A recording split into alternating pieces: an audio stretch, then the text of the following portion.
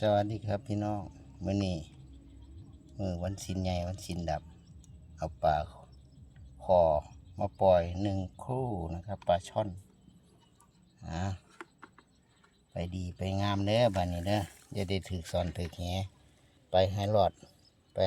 ลอดภัยมาปล่อยแม่น้ำโขงแล้วมื้อนี้ไป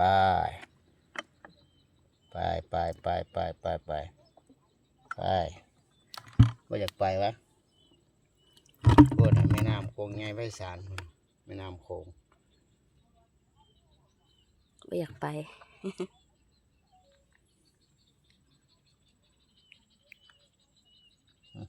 เย็นน้ำเย็นหมด